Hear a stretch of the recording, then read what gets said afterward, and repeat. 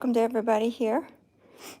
I know Pastor Paul is live right now too on the other channel, so I'm not trying to steal his thunder. I just need to be working on the blankets here and get this done at Rachel's Heart. So I'm here in Indiana in Rachel's Chapel, and I'm going to get the blankets out, and I wondered if you guys would like to join me and help me get the prayers out and get the blankets out to the people. So I was actually doing an unboxing. I just got these blankets in. These came from Denise, and she actually wrote a little note in it to Rachel's Heart that may everybody that's a part of Rachel's Heart ministry receive a special blessing from the Lord, and we appreciate that. And Denise made this beautiful blanket and this beautiful blanket as well. And they are going out to some special people that I have in mind, and I thank her a lot. And she always sends blankets. She's been sending blankets for quite a time. And as you can see, she prays over every stitch, and it's very special.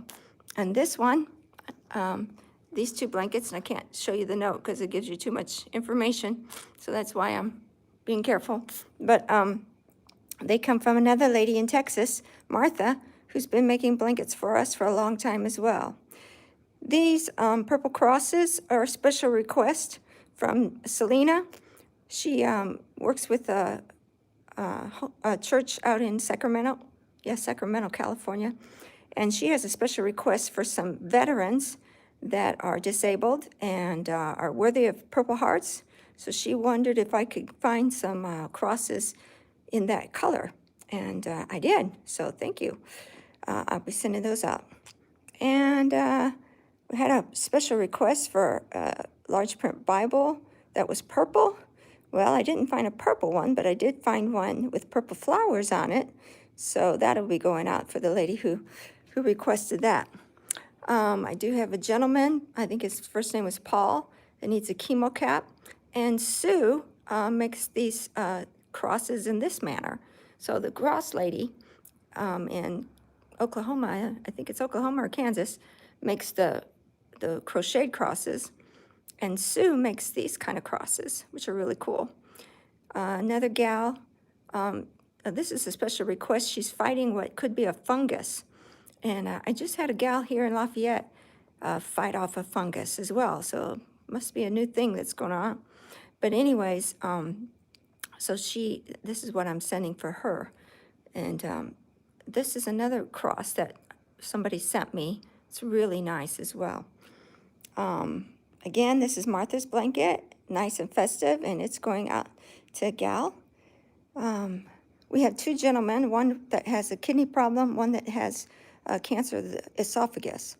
So we're praying for both of these gentlemen, and both of these blankets are going out for them.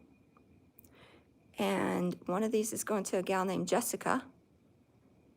And I don't have a name, but I know that this is going to a lady. So if you'll help me pray over all of these. And I just thank you so much. Again, I'm up here at Rachel's Chapel in Indiana.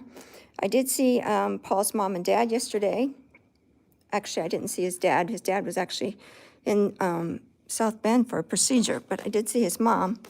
And I saw her and sat and talked with her for a while, and she's doing okay in long-term care facility that she's at. And unfortunately, when I got up here, I got hit with a couple things. My brother, and I don't know how much you guys remember, but my brother had a really bad stroke about 10 years ago, maybe 12 years ago now. And then he had a minor stroke about maybe almost a year ago now. And so they've been doing a lot of follow-up tests on him, and they found a hole in his heart. And they said they think that that's the origin of where his strokes have been happening. And he's 5 years younger than me, so he's really young to be having these strokes, and they have really caused him some disability. He used to be a beautiful cabinet maker, and he can't do any of that kind of work now. So he's going to have a patch placed on this hole in the heart, and they say that they can do it microscopically, so he won't have to have open heart or anything like that. So I ask you to be praying for my brother John. So that happened like the day I was coming up here. And then my uncle, who actually married Paul and I, so I went to what's called 39 Church because it was on Highway 39. And Paul went to his mom and dad's church. And so I wanted my uncle to marry us. He wanted his dad to marry us. So they both married us. They both took turns in our service, and they both did the service together. And it was a beautiful, beautiful thing. And anyways, he passed away at 89 years of age. Beautiful servant of God for all these years. And he lived a life well lived. And my sister and I went to the wake last night and talked with his family. So keep praying for them. So, unfortunately, Nathan Peck did pass away. And actually, his mother posts almost every day, and December 1st was his birthday. And that was a very, very hard day for her, Embers. So, yeah, keep praying for the Peck family. So they really need some comfort in their life. And in fact, December 5th is a day that's very special to Rachel's heart, and I've shared that before. December 5th was the day that Pastor Paul and I lost our very first child. I had a miscarriage on December 5th. So we always remember this day as well, and that's, wow, 40-some years ago. So we always remember this day as well, December the 5th. So it's very special to Rachel's heart, and we always like to kind of commemorate this day. So, you know, Nathan's mom also has had, I forget how, I think she had 2 or 3 miscarriages, and then she had an ectopic pregnancy. And she speaks a lot about how people, you know, want to say, oh, it's just a miscarriage. But no, you always remember every child that you carry. And then DNA proved later that each and every child that you carry, including miscarriages, the mother carries a little bit of that DNA with her always. So it's not just a miscarriage, it's a child. And I think we need to recognize that even more in this atmosphere that we're in, where they just keep trying to take away the image of God, which each and every person is. So anyways, just keep that in your prayers today as well. The baby wasn't carried long enough. We did not know the sex of our baby, but just keep that in mind.